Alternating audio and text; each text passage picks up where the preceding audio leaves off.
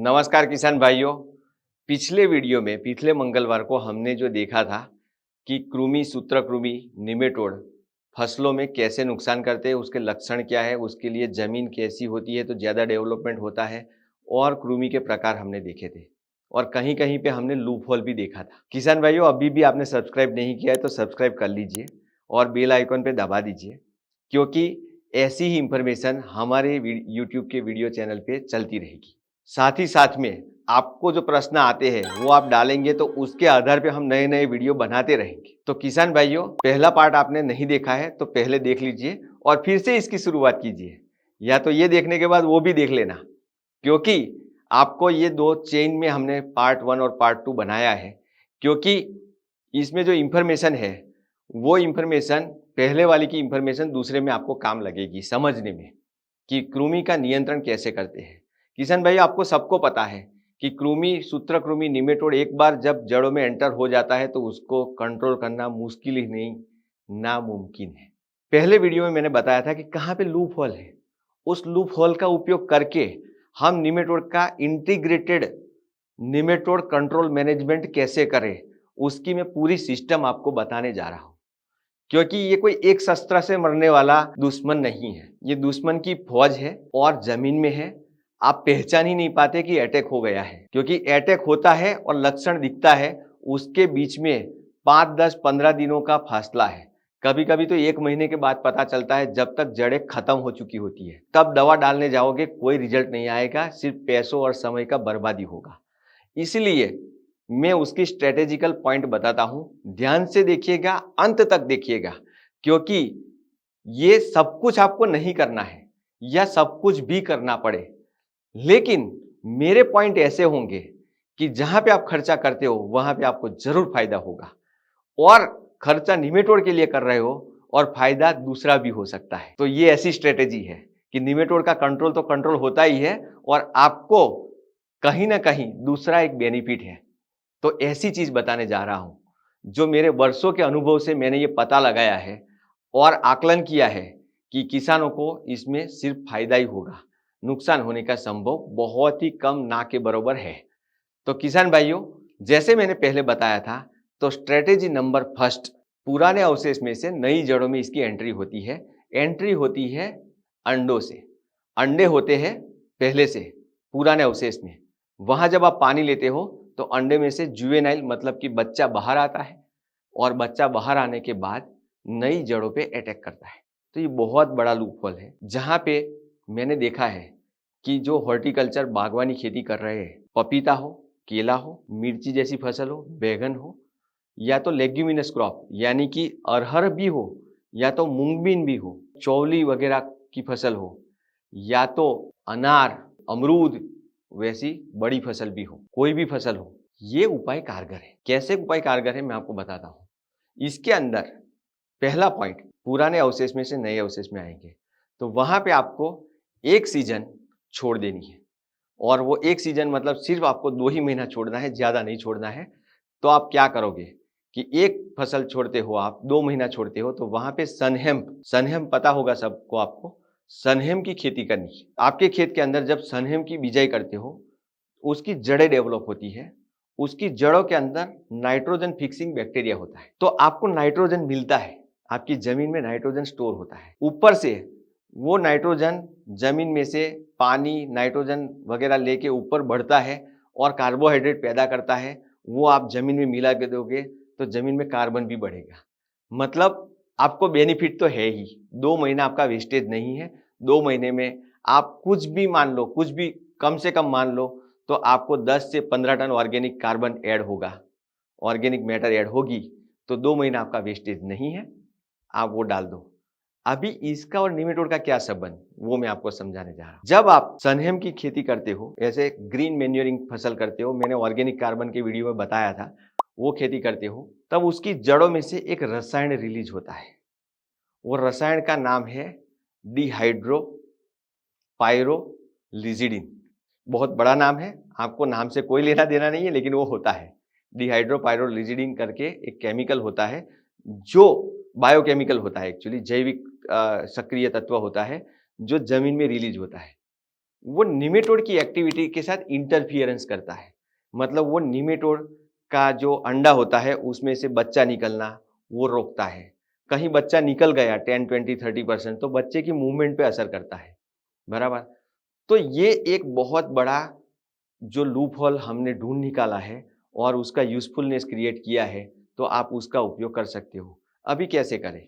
मानो कि आपने इस सीजन में चिली का, मिर्ची का या बैंगन का या तो कोई भी शिम्बीकुड़ की वनस्पति का कोई भी प्लान किया है, तो उसके 2 महीने पहले, नर्सरी डालने से 1 महीने पहले आप है ना मुख्य जो खेत है उसके अंदर, मुख्य खेत के अंदर ये सनहेम का प्लांटिंग कर दो।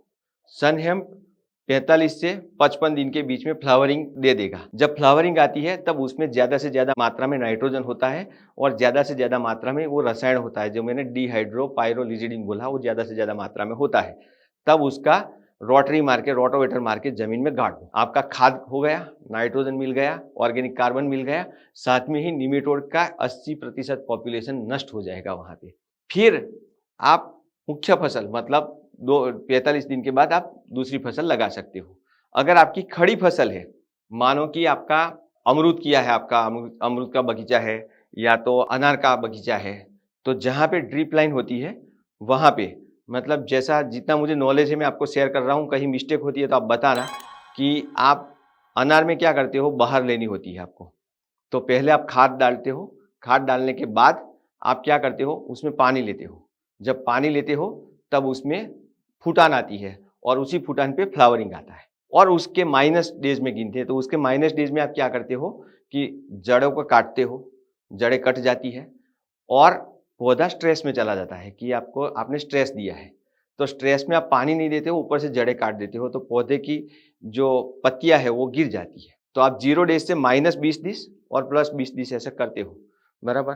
तो वहां पे कहीं ना कहीं पहले स्ट्रेस दिया आपने और उसके बाद में क्या किया, आपने खाद डाला, खाद डालने के बाद आपने फूटान दी, फूटान के बाद फ्लावरिंग आएगा। फिर क्या करते हो कि वो फल में कन्वर्ट होंगे, फल के बाद क्या होगा कि फल बड़े होंगे, फिर आप हार्वेस्टिंग करते हो। आपने हार्वेस्टिंग किया, उसके बाद क्या करते हो, आप उसको एनर्जी देने के लिए थोड़ा थोड़ा खाद डालते हो, थोड़ा थोड़ा पानी कंटिन्यू रखते हो और वापस आप फूटान पे लाते हो उसको। उस टाइम पे फ्लावरिंग नहीं आएगी। ये साइकिल है मोटा मोटा।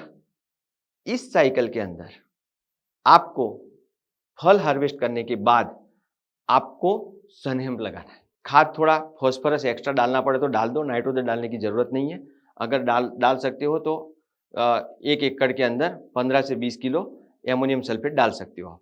लेकिन वो नाइट्रोजन वाली फसल है तो आपको नाइट्रोजन ज़्यादा डालने की जरूरत नहीं है, फूटान अपने आप आ जाएगी।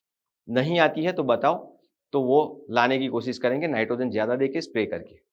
लेकिन उसी टाइम पे डालते हो, बराबर? तब उस समय पे जड़ें नई आती है, पुरानी जड़ें थोड़ी सूखती है, तो पुरानी जड़ों में से निमेटोड निकल के नई जड़ों में ट्रांसफर होगा, या तो एक्सटर्नल निमेटोड जो होंगे वो वहीं के वहीं होंगे। तो ये सनहेम्प की जड़ों के साथ डेवलप होंगे नई जड़ें, तो नई जड़ों में निमेटोड नहीं आएगा। ये एक रास्ता है। सेम टू सेम आप अमरूद में भी कर सकते हो, लेकिन ये 2 बड़ी फसल है, मतलब पेरेनियल है, तो उसके लिए ये स्ट्रेटेजी है। अगर आप मिर्ची वगैरह की फसल कर रहे हो, कपास वगैरह की खेती कर रहे हो, केले पपीते की खेती कर रहे हो, तो उसके 2 महीने पहले आपको ये प्रोसेस करनी है। दूसरा है मेरीगोल्ड, गेंदा फूल। गेंदा फूल के अंदर भी एक रसायन होता है। वो रसायन टेक्निकली तमिलनाडु एग्रीकल्चर यूनिवर्सिटी में भी रिसर्च हुआ है कि वो टेक्निकली अंडों को मारता है। दूसरा, ध्यान रखना, बहुत अच्छी तरह से ध्यान रखना, दूसरा, जब गेंदा फूल का पौधा जिंदा होता है तभी ये जड़ों में पैदा होता है। उस रसायन का नाम है अल्फा थर्थिनाइल, बराबर? नाम बहुत अटपटा है।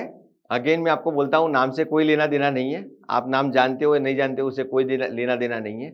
लेकिन गेंदा फूल का जो पौधा होता है, वो पौधा जब जिंदा होता है तभी पैदा करता है।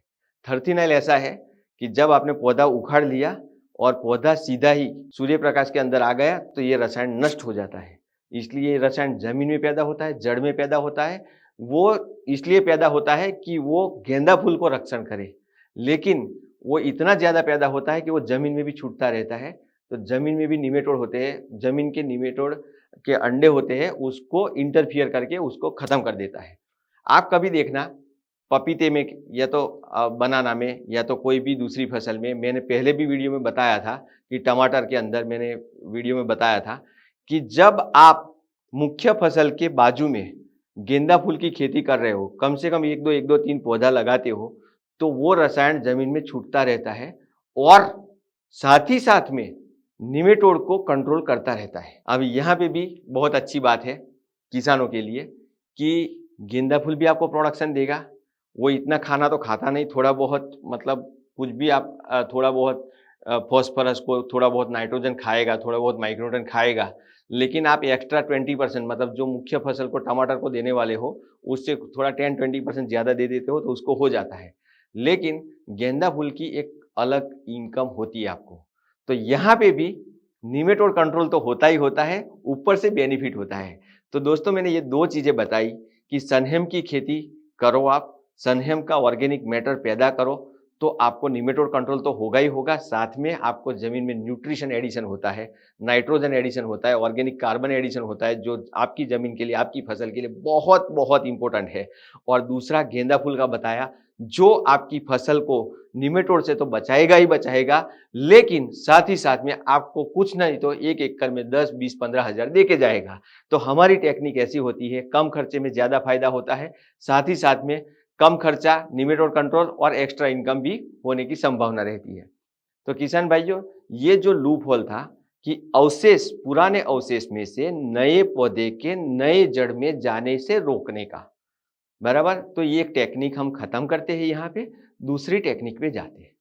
ध्यान रखने जैसी बात है, निमेटोड जो होते हैं ना, कुछ खास किस्म की वनस्पतियों को अटैक करते हैं। मतलब उसकी भी कुटुंब फैमिली होती है फसलों की, और निमेटोड की भी फैमिली कुटुंब होता है अलग-अलग।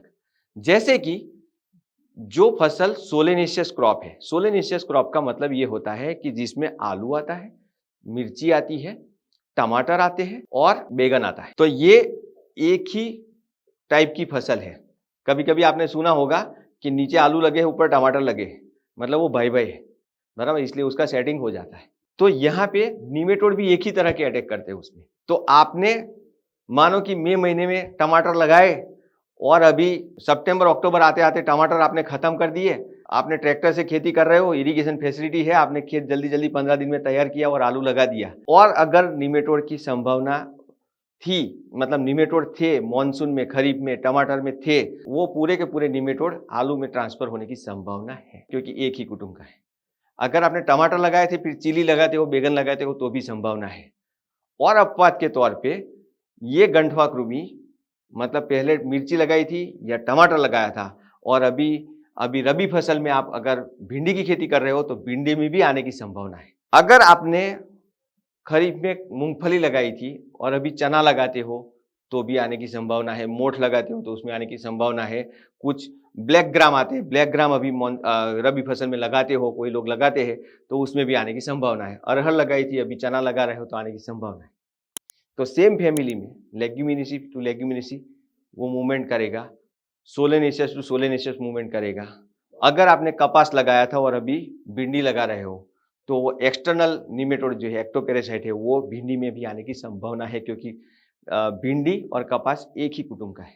ऐसे आप सोचना शुरू करो कि आप 100% फैमिली चेंज करोगे। और जैसे अपवाद बताया है कि गंठवा कृमि जहाँ पे होता है वहाँ पे भिंडी नहीं लगानी है, भले वो सब्जी वाली फसल हो, बराबर। और फिर आप सिम्बी गुड़ की, मतलब ग्राउंडनट कर रहे हो। गुजरात में कई किसान भाइयों को मैंने देखा है कि अभी भिंडी होगी, लगाएंगे, और भिंडी के बाद समर में ग्राउंडनट लगाएंगे, मूंगफली लगाएंगे, तो उसमें भिंडी के निमेटोड मूंगफली में आने की संभावना है। ये बहुत ही इंपॉर्टेंट है कि फैमिली चेंज करो, मतलब फसल की फैमिली चेंज करो। जैसे कि आप मॉनसून में आप धान लगा रहे हो तो आप भिंडी लगाओ, तो दोनों के निमेटोड दुश्मन, मतलब नंबर 1 जो है वो अलग-अलग है, दोनों की फसल चक्र अलग-अलग है, दोनों की फैमिली अलग-अलग है।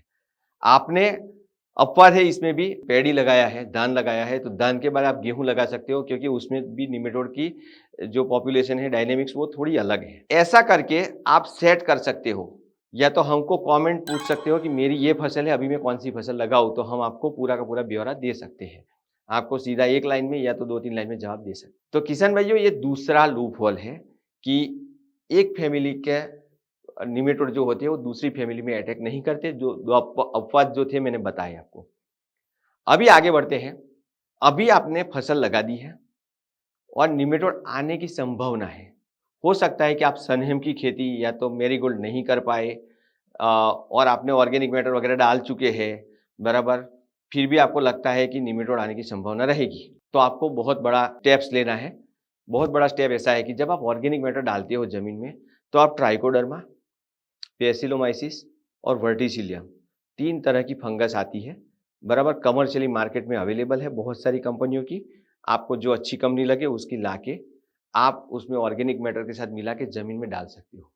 ये फफूंदी है, पौधे के लिए कोई दुश्मनावट नहीं है उसके साथ, पौधे का वो पैरासाइट नहीं है, लेकिन निमेटोड की पैरासाइट है, निमेटोड के अंडे को मारती है वो, बराबर। तो वहाँ पे आपको ये डालनी है। अगर फिर आपको मानो कि मिर्ची जैसी फसल है, बैंगन जैसी फसल है, आपको ड्रेंचिंग करना पड़ा, कोई केमिकल डालना पड़ा, आपको लगता है कि जड़ गलन, जड़ की रूट रॉट के लिए आपको कुछ फंजीसाइड डालना पड़ता है, तो वो फंगस मर जाएगी। तो उसी टाइम पे आप आजकल नई निमेटिसाइड मिलती है, जो भी अंडों को मारती है, वो भी अंडे को ही मारती है, इसलिए आप शुरुआती अवस्था में उपयोग कर सकते हो। मार्केट में 2-3 प्रोडक्ट अवेलेबल है, कॉलम प्राइम है, निमिट्स है, वो अवेलेबल है, वो आपका उपयोग कर सकते हो।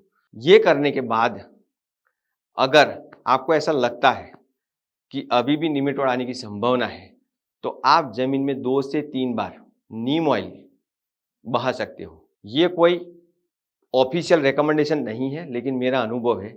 नीम का तेल जब जमीन में जाता है, जड़ों के आसपास रहता है, तो 2-3 बहुत बड़े फायदे करता है कि वो ऑयल होने के कारण, मैंने पहले ही बताया था कि हल्की ज़मीनों में निमेटोड ज़्यादा होते हैं, रूट नॉट निमेटोड।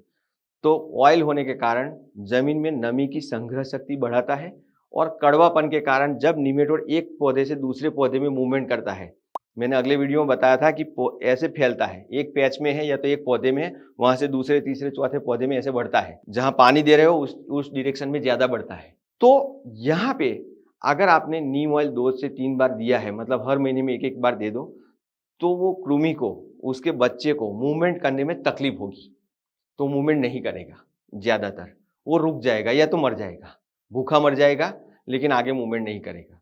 तो नीम कहीं न कहीं 2 तरह से, एक तो फिजिकली मॉइस्चर बढ़ा के और दूसरा उसको एक कड़वापन महसूस करवा के वो वहाँ पे रोकता है, खाना खाने से, मूवमेंट करने से रोकता है। तो ये एक अलग स्ट्रैटेजी है, बराबर। उसके बाद भी अगर आपको लगता है तो फ्यूराडोन का रिकमेंडेशन है, आप देख सकते हो। फ्यूराडोन बहुत ज़्यादा रिकमेंडेशन 33 केजी पर हेक्टर, यानी कि तकरीबन 15 किलो, ऑलमोस्ट 12 से 15 किलो के बीच में पर एकड़ आता है।